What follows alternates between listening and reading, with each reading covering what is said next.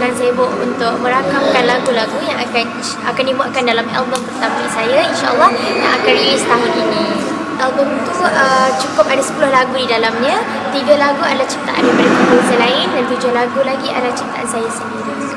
Genre ada yang berbentuk balada, jazz, santai dan juga pop.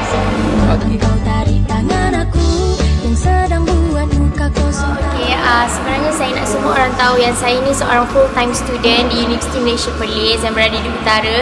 So saya busy daripada hari Isnin hingga Jumaat. Saya cuma boleh terima show ataupun dapat photoshoot hanya ketika weekend atau cuti semester. Jadi kalau saya jarang muncul di industri seni ni bukan sebab saya sombong atau saya tak disiplin, tapi saya mempunyai prioriti yang lebih kepada study saya. So saya harap semua orang boleh faham.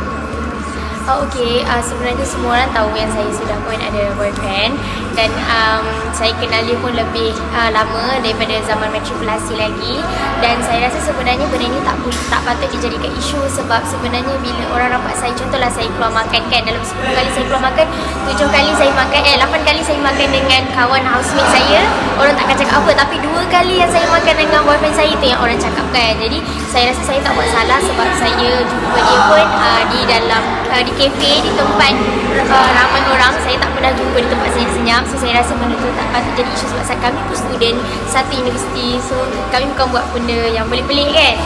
Tidak semena mana boleh tahan angin cemburu. Sebenarnya family saya tegas tentang perkara ini, dan mereka melarang saya untuk bergandingan dengan mana-mana lelaki dalam photoshoot, artis lelaki. Tapi kalau ramai-ramai itu dibenarkan. Tapi kalau hanya saya dan seorang lelaki, tidak dibenarkan lah. Kepada peminat saya, terima kasih kerana selalu menyokong saya dan menerima musik-musik saya. Terima kasih sangat-sangat saya ucapkan.